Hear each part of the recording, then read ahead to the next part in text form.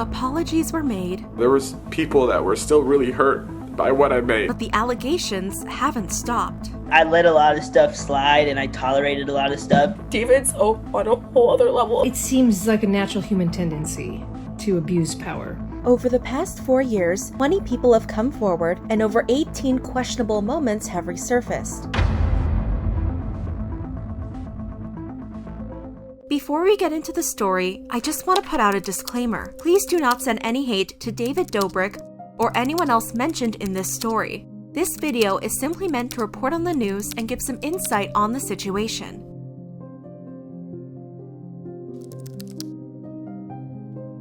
As you may know, David Dobrik and some of his Vlog Squad members are in hot water after many victims came forward about their experience in his vlogs. But these allegations have been brewing for years. In order to understand just how long the Vlog Squad has been hiding in plain sight, we'll be going back in time to the first allegations.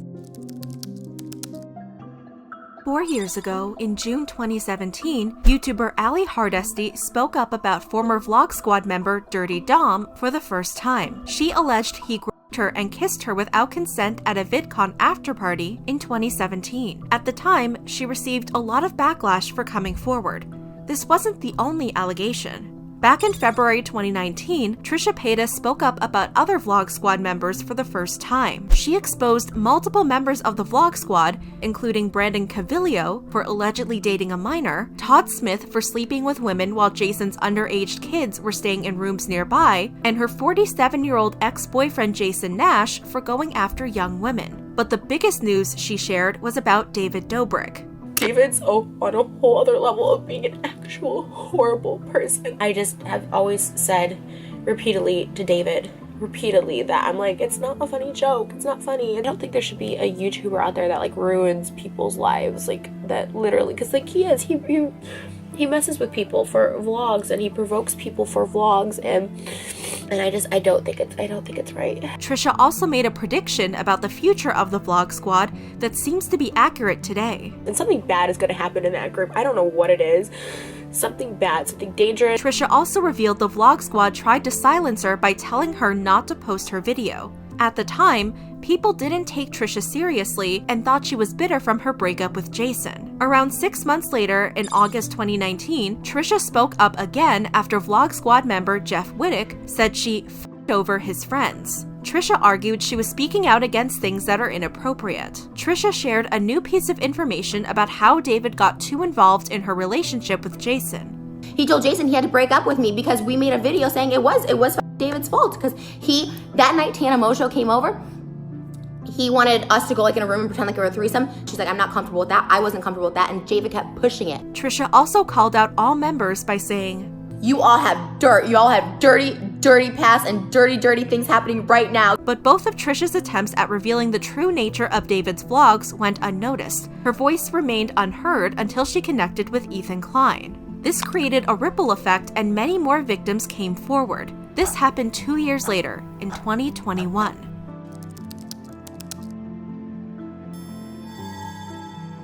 On February 3rd, Trisha shared her side of the story on the Frenemies podcast with her co-host Ethan Klein. She spoke about a prank where David snuck into her apartment and filmed her naked without her consent after she was intimate with Jason. Trisha said Jason knew about the prank and played along. Trisha also did not give David consent to post the video, but he uploaded it anyway. Trisha also told Ethan about her struggles with David and Jason continuously joking about Jason sleeping with Tana Mongeau. Trisha also spoke about her time in a mental hospital and said David and Jason may be the reason why. Like, I did go to a mental hospital 3 times that year, but I feel like they made me that way because I was totally fine before. After Trisha spoke up, a former Vlog Squad member reached out to the H3 podcast. On February 6th, Nik Keswani, also known as Big Nick, spoke up. Nick said David made jokes about him in vlogs and fans did it too, thinking it was okay because David did it. Nick said he felt depressed and suicidal at one point and eventually asked David to stop the jokes. David agreed but no longer asked him to be in other vlogs, so Nick quit the squad. Nick said he realized he was being bullied. And then you get to a point of realization where you're like, oh wait, these people only hang out around me to put me down and feel better about themselves. After Nik came forward, another former Vlog Squad member reached out to the H3 podcast.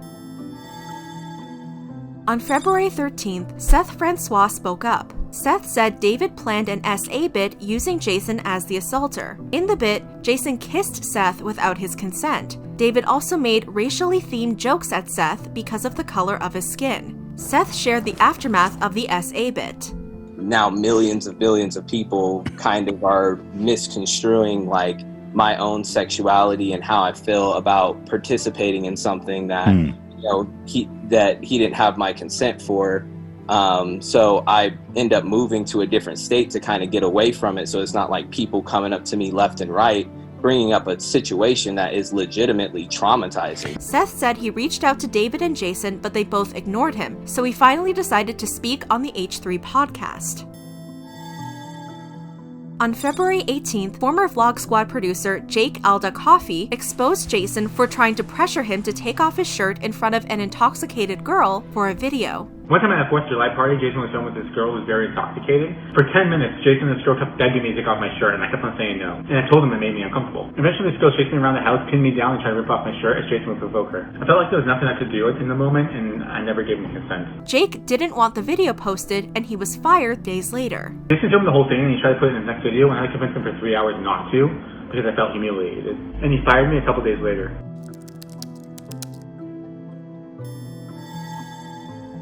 On March 8th, Vlog Squad member Scotty Sire made a video defending David. Scotty said he thinks Seth is bitter his career didn't take off, so he's coming after David. Scotty said there were a total of 3 kissing pranks Seth went through. He claimed Seth consented to the second and third time, but only provided proof for the third time. The proof was a video of David showing text messages from Seth consenting to the third kissing prank. Guys, this is a text from Seth from about 2 years ago. He goes, "Yo bro, I was thinking about it. I'm down for another kissing sketch." Scotty did not mention consent for the first kissing prank involving Jason. Scotty's video received so much backlash he deleted it shortly after and posted a Notes app apology on Twitter. On March 9th, former Vlog Squad member Dominikas Ziglatis, better known as Durte Dom, spoke up defending Seth. Just because somebody might think they're fine with it, the first day, or they're fine with it 6 months later, and then a year later they're not fine with it, doesn't mean you can discredit these people's experiences. On March 16th, insider journalist Kat Tenbarge posted an investigative piece about a drunk night involving the Vlog Squad. Leading up to the release of the article, Trisha said David's lawyer was trying to discredit her by claiming she was defaming David. Still, Insider included Trisha's name in the article and referenced various other sources. In the article, a woman using the pseudonym Hannah accused Dom of taking advantage of her while she was intoxicated and blackout drunk in a 2018 vlog. Hannah said before she was intoxicated, she remembered Dom guiding her to a bedroom where she refused to hook up with him. Hannah claimed Dom used his body to block the exit and told her she had to at least kiss him. Hannah kissed him because she was afraid he wasn't going to leave her alone. Because she was blackout drunk during the intimate situation, Hannah had no recollection of that part of the night and gave Dom permission to upload the video. Her friend later told her what happened. Hannah looked into her legal options in California, but decided the incident wasn't worth pursuing because she was extremely intoxicated at the time. Then, in 2019, when Trisha exposed the Vlog Squad, Hannah expressed how she truly felt in a lengthy text message to Dom and asked him to remove the video.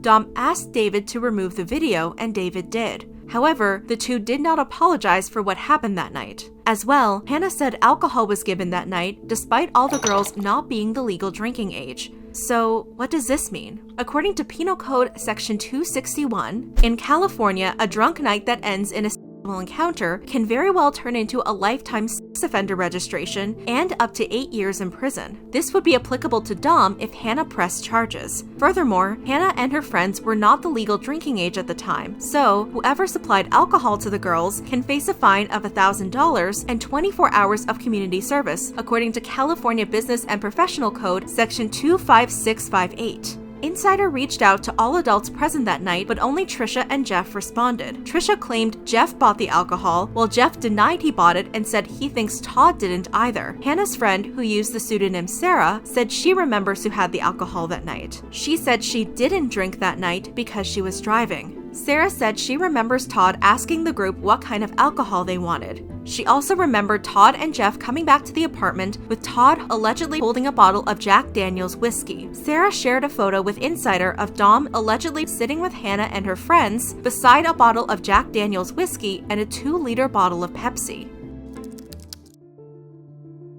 The day the Insider article was published, David posted an apology video on his podcast channel, Views. For context, Views has 1.69 million subscribers in comparison to David's main channel, which has 18.4 million subscribers, so it's likely his message wasn't reaching his full fan base. Despite the video title being Let's Talk, David turned off his comment section and hid the like to dislike ratio. In the video, David apologized to Seth for the SA prank. I'm sorry to Seth, and I missed the mark with that one, and I'm really sorry. I truly, truly am. David also claimed he distanced himself from Dom. Like Dom and, the other people that I no longer film with, I chose to distance myself because I don't align with some of the actions. Despite David trying to hide how the video was received, people noticed his subscriber count tanking. By March 17th, David lost 100,000 subscribers on his main channel, David Dobrik, and he lost 10,000 subscribers on his second channel, David Dobrik 2. A day after the article was published, Jeff Wittek tweeted about the situation, claiming he had nothing to do with the threesome vlog bit. In a heated Twitter rant with Trisha Paytas, Trisha claimed Jeff and Todd bought the alcohol for the girls, while Jeff denied her claims. Afterwards, Jeff tweeted and deleted this. Maybe Dom bought it, maybe you did, maybe one of the girls did. I'm just saying it definitely wasn't me or Todd. While Jeff defended himself, other people criticized David. Seth tweeted, "David not calling me to sincerely apologize man to man is equivalent to having me kiss a man without my consent." Big Nik tweeted, "Really hurts when people switch on you, but you gotta keep displaying God's love no matter what." In a couple of TikTok videos, Trisha said David deflected, did not apologize, and she believes he doesn't understand what consent is. Kayla Loren, a graphic designer who worked on a project with David last year, said they have pulled their work from his project. In the following 2 days after David's apology video, several people came forward with more allegations against the Vlog Squad. TikToker Veruca Salt alleged the Vlog Squad abuses their fame. They are literally frat boys. Do you really think they're not racist? They feed girls alcohol and drugs to have sex with them. They use their fame for purposes. Veruca also alleged she hooked up with a Vlog Squad member without mentioning names. YouTuber Taylor Nicole Dean alleged Hannah's case isn't the first time Dom used his body to block women he targets. She alleged she was a victim of Dom body blocking her, and he asked to see her chest before he would move away. TikToker Aubrey Isabel alleged she and a friend were given lots of alcohol and marijuana. Then, David allegedly told them they had to kiss Dom to be in the vlog. Aubrey said because they were drunk, they went along with the kiss. However, Aubrey also alleged Dom tried peer pressuring her and her friend into a threesome, but she felt uncomfortable and opted out. Aubrey said Dom is the issue, but acknowledged that David provoked the situation. TikToker and YouTuber Kayla Loren, who collaborated with the Vlog Squad in the past, said when she rejected one of the members' advances on her, she was treated like garbage afterwards. TikToker Kai alleged she met Dom in his apartment and he told her to buy him a Subway sandwich after she refused to sleep with him. A TikToker alleged she hid in the bathroom and pretended to throw up to avoid sleeping with Dom.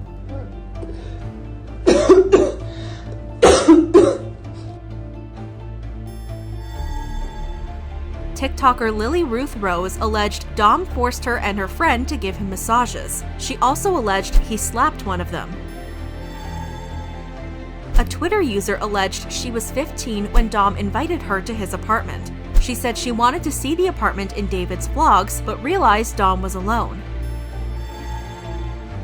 A former fan alleged she was 16 when Dom spoke to her about adult topics. She alleged when she asked Dom, "Do you like underage?" Dom allegedly responded with this photo. TikToker Gabs alleged Dom invited her to his apartment to smoke and told her David would be there. She alleged Dom got intimate with her even though she didn't want to. After Dom got what he wanted, he allegedly told Gabs David was never going to show up. Throughout March 20th and 22nd, multiple Vlog Squad members spoke up.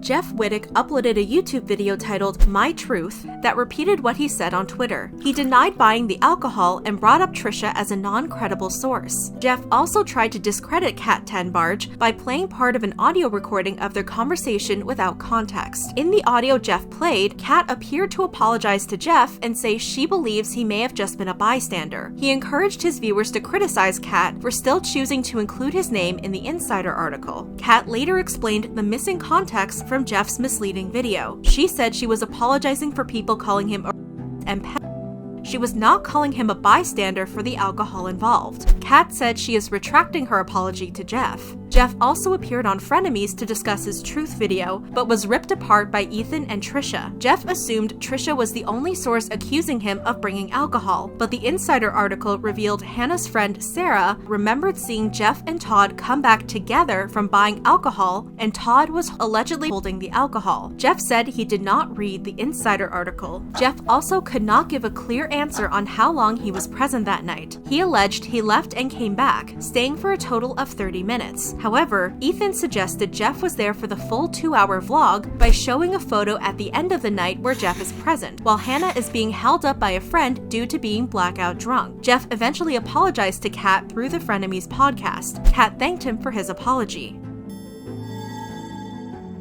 Todd turned off his comments on Instagram after the Insider article came out.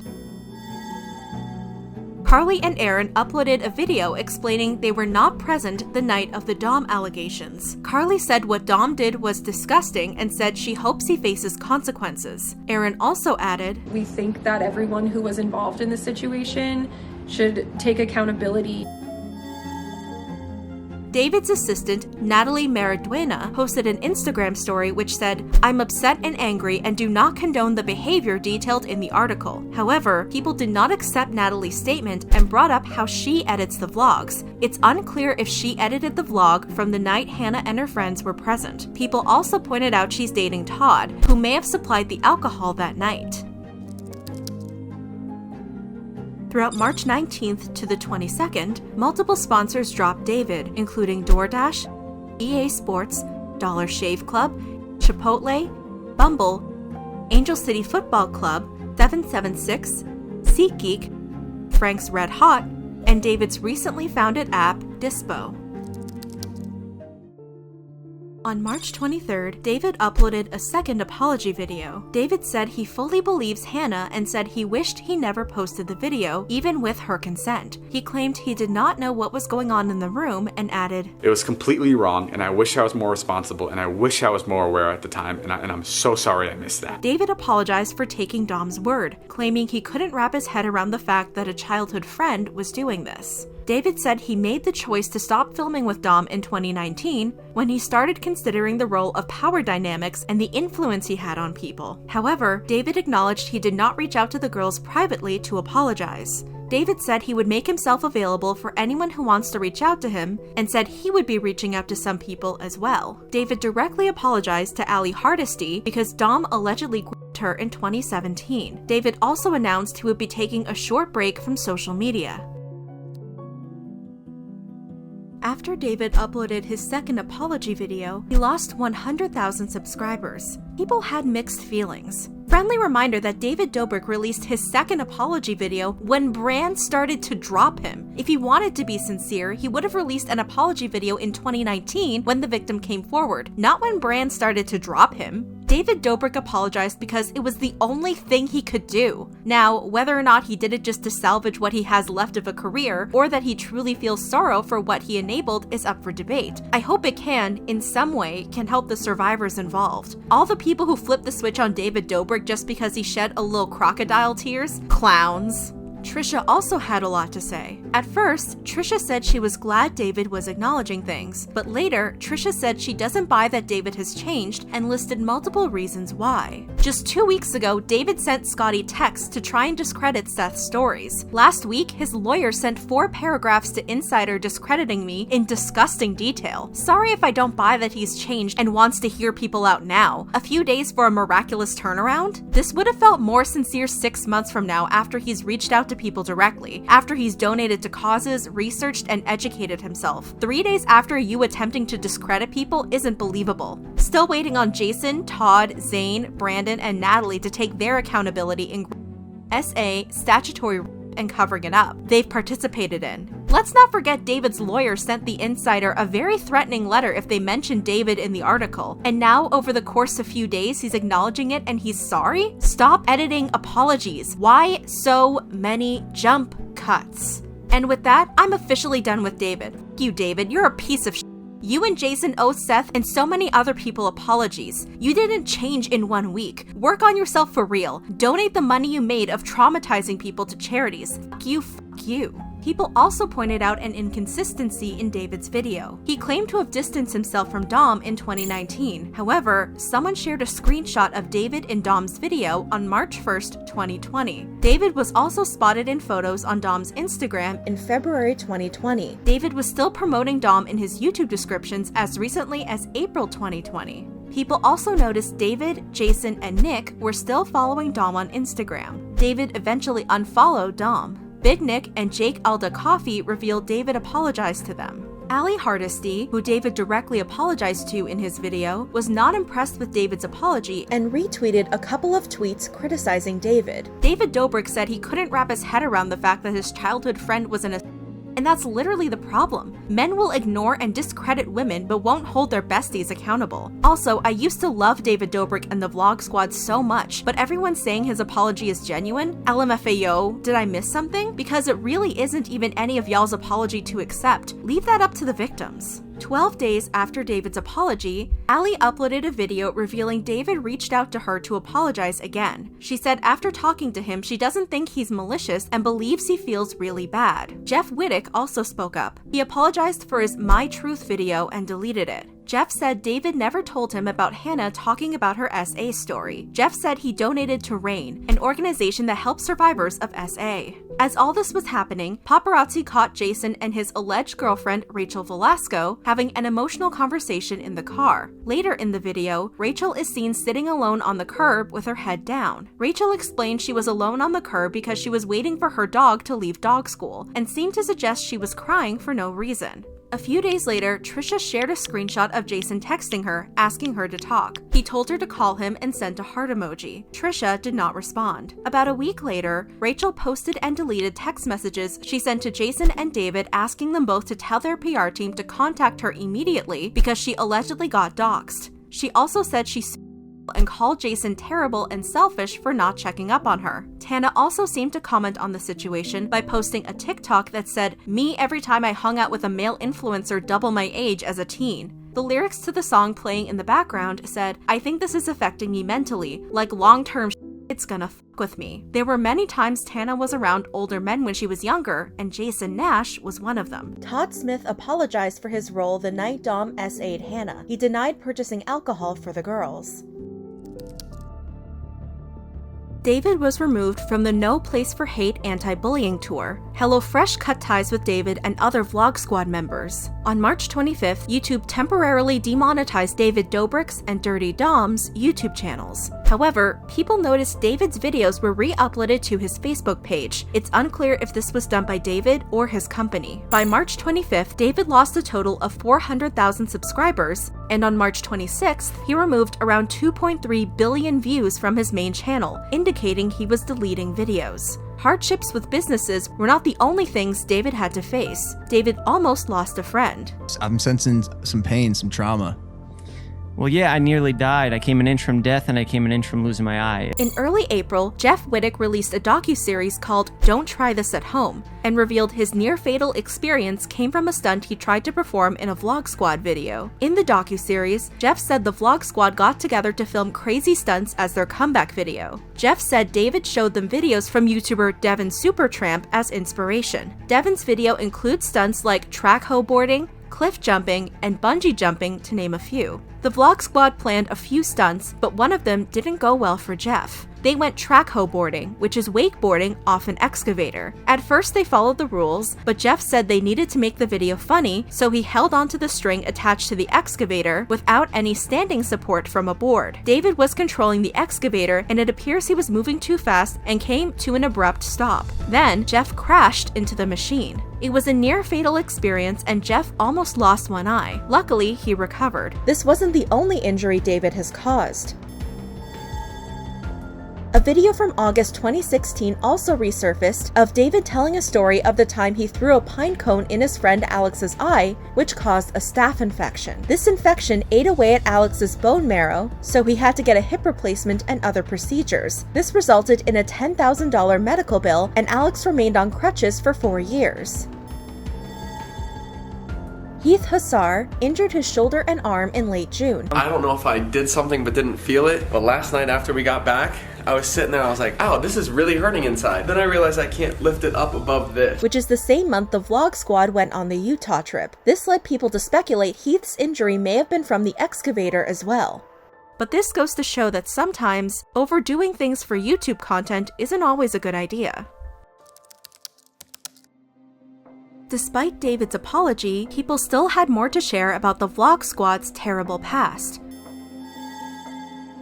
A Twitter user alleged David used to drive up to Frat Row at UCLA on Thursdays to pick up 18-year-old girls and ask them to get intimate with older men. The older men were allegedly standing in front of the girls as David asked. 22-year-old Ava Louise alleged 47-year-old Jason Nash sent an unsolicited intimate photo to her on Snapchat. Ava sent the photo to Trisha, and she confirmed it was Jason. TikToker Lucky Brown alleged Dom's friend raped her in David's apartment. She alleged Dom made fun of her for crying about it. A Twitter user shared images of alleged consent forms Dom had in his apartment. Another Twitter user responded saying she signed one for a video and was later SA'd. Dom has tweeted about consent forms in the past. TikToker Paisley Jane alleged David filmed her late mother without consent and allegedly refused to remove the video of her from his vlog for 2 years. Paisley explained her mother had bipolar disorder.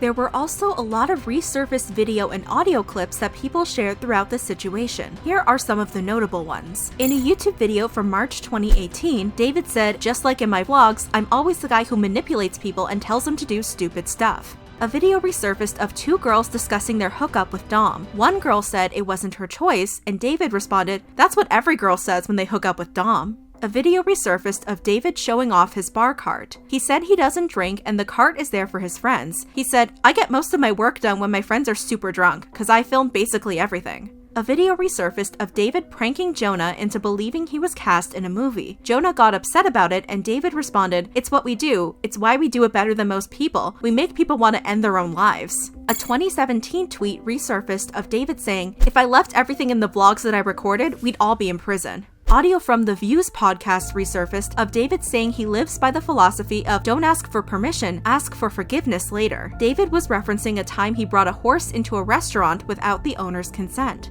Audio from the Views podcast resurfaced of David saying his teachers told Jewish jokes and said they were really cool. David said Jason being bullied for being Jewish wasn't unless he was a sensitive about it. Audio resurfaced of David saying he needs a gay character who will make out with a dude on command for his vlogs. David also added he's missing an Asian character. A video resurfaced of David blindfolding Emma Chamberlain and putting caterpillars on her. This is after David found out Emma has a phobia of caterpillars. She had a panic attack on camera as David and Zayn laughed at her. Other Vlog Squad members were also caught doing inappropriate things. A video resurfaced of Zayn Hijazi Liza Koshy in David's vlog. A video resurfaced of Dom trying to grab Tana and she pushed his arms back. Tana said, "I'm not consenting," and Dom ridiculed her. A video resurfaced of Dom groping Brooke Houts. A video resurfaced of David and Jason listening in on Dom getting intimate with a girl. This was not the same video discussed in the Insider investigation. A video resurfaced of Tana saying Jason kissed her in a dressing room without consent. Jason said, "I thought you wanted me to." Audio from the Views podcast resurfaced of David and Jason making fun of Jason's 10-year-old daughter for being uncomfortable living in a house full of Vlog Squad men. Jason's daughter allegedly said she's going through girl stuff, and Jason responded, "No, you're not." Audio from the Views podcast resurfaced of David discussing how he and his friends S8 each other by putting their genitals in each other's faces while sleeping. There were even resurfaced videos relating to the night Hannah was present. A video resurfaced showing Jeff, Todd, Brandon, Jonah, and Dom celebrating after Dom walked out of the room holding a condom in one hand and Pepsi in the other. According to Insider, the Pepsi was used to mix the alcohol that night. They were seen wearing the same clothes the night Hannah was blacked out. A video resurfaced of David confirmed he sent 3 of his friends and said he didn't have sex with them unless we saw it with our own eyes. Jeff later explained he did not see anyone naked when they peeked in. It's unclear who is telling the truth. Someone shared the last few minutes of the threesome bit that Hannah was present in. In the ending of the video, David and his friends were sitting in the car and David says, "We're going to jail." On April 10th, Dom was seen posting on social media again as if nothing happened. He went on Omegle to ask people what they thought about him. On April 11th, Dom joined the Bulletproof Challenge with the caption, "You think you can hurt my feelings? I got kicked out of Vlog Squad for..." He received a lot of backlash both times, with comments like, "Jail will help you reflect more. Bruh, read the room. Guy forgot he's cancelled." On April 17th, Dom spoke up. He apologized to the women involved, claiming he can definitely empathize with the pain everyone has suffered. However, he seemed to contradict his apology right after by saying, "As far as I am concerned, everything that occurred during the night in question was completely consensual. It's important to clarify Hannah was blackout drunk, meaning she was not coherent enough to consent to anything. More information on consenting while drunk can be found in Penal Code Section 261. Dom also added he believes statements made against him are misleading. Many people were upset at his apology. This idiot does not even have the brain capacity to take accountability and never will. End his career by unfollowing and disengaging. How do you apologize to the victims, then say, "I believe the statements that have come out against me are entirely misleading"? Like, are you apologizing to the women you hurt, or are you trying to call them out for their statements painting you in a bad light? Not consensual if the girl is blacked out. He deserves to be in prison. They were given alcohol. This was admitted that alcohol was there. This is This well overdue response from Dom in one word: gross. So, what's the big issue? How abusers can hide in plain sight, the importance of consent, and understanding when peer pressure is negative. Sometimes we can overlook bad behavior because the person in question is adored by the masses. This makes it hard to spot abusers who are right in front of our eyes. With David, we see he caters more to a vulnerable audience. His target audience is young and may not recognize the behavior they're seeing is inappropriate, especially when it's coming from someone they admire. David is very good at putting on a likable persona. He draws in viewers with his exciting video titles, but they stay because David's good at making himself look good. Boston University student Yvonne Tang explained how abusers hide in plain sight in an article she wrote for her school's student newspaper. In the article, she said David's charm helped hide the red flags that should have been clear in his videos. In truth, it was pretty easy to look past something horrible hidden in plain sight, behind smiles and popularity. I'm sure many of his past fans have come to the same conclusion. As viewers, we only see one side of the story and don't really know what goes on behind the scenes. Yvonne referenced Seth's interview with the H3 podcast. Seth said behind the scenes, David was racist, but at the same time publicly donated money to the Black Lives Matter movement. Yvonne points out David isn't just winning over his young audience, but he's been invited to speak at numerous colleges and was even a guest speaker on an anti-bullying tour. However, Yvonne argues having him speak at these events encourages his behavior. This also cannot be allowed to continue. Having an abuser as a speaker benefits no one. There needs to be consequences for his actions, and he won't feel those consequences unless he has stopped profiting off his abusive behavior. It seems David has been removed as a guest speaker from the anti-bullying tour, which is a good thing. Furthermore, David has lost sponsorships and lost monetization on his YouTube channel temporarily. We'll have to wait and see how he learns from these consequences. It can be hard to notice red flags when we're presented with charisma and talent. However, it's important to take a step back and evaluate the situation. If we notice the behavior is harmful, we have to speak up sooner rather than later to avoid damage to innocent fans. Consent is something that is not only important, but necessary. When David pranks, scares, and humiliates someone for a vlog, we assume he got consent for filming and posting the video. However, it seems this wasn't always the case. We saw a lot of consent issues between Trisha and David, from the time he snuck into her apartment and caught her on camera naked without consent, to the times where she'd ask him not to make suggestive jokes about her and Jason's intimate life. And Trisha's complaints were not the only examples. David was also eager to put his friends in situations they didn't consent to in order to get a bigger reaction for his vlogs. Seth told BuzzFeed News it took him almost a year to come to terms with his SA, and when he confronted David about taking the video down, David tried to offer him money to keep the video up instead of having concern for his feelings. Emma Chamberlain was another person who was not asked for consent before filming a bit. As mentioned earlier, Emma had a panic attack when David surprised her with caterpillars, her biggest phobia. This is apparently the last time Emma filmed a video with David. Tana Mongeau was another person who did not consent to Jason Nash kissing her in a fake date vlog. In his Let's Talk video, David spoke about the importance of consent for him. Consent is something that's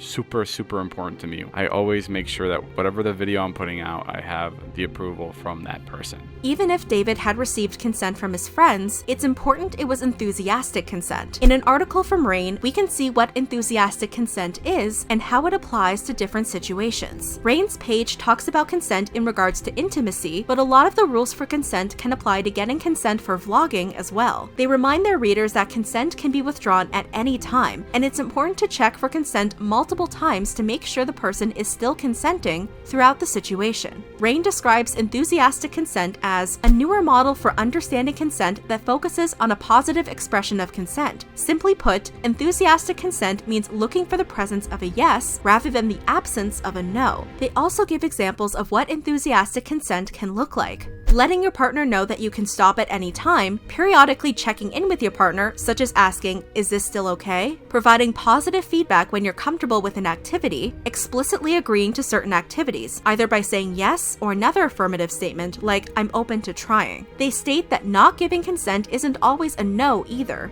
Consent does not look like refusing to acknowledge no, a partner who is disengaged, non-responsive, or visibly upset, someone being incapacitated because of drugs or alcohol, pressuring someone into an activity by using fear or intimidation, assuming you have permission to engage in an act because you've done it in the past. Now that we know what consent does and doesn't look like, we can take a better look at peer pressure. Peer pressure is when someone feels pressure to do something they may not normally do by a friend or someone they respect. We saw a lot of that with David pressuring his friends into different scenarios. In an interview on the H3 podcast, Seth spoke about fear of being excluded in videos. Kind of like an unwritten thing where you see a pattern of people saying like, yo, I'm uncomfortable with this. Hey, bro, like this isn't really cool.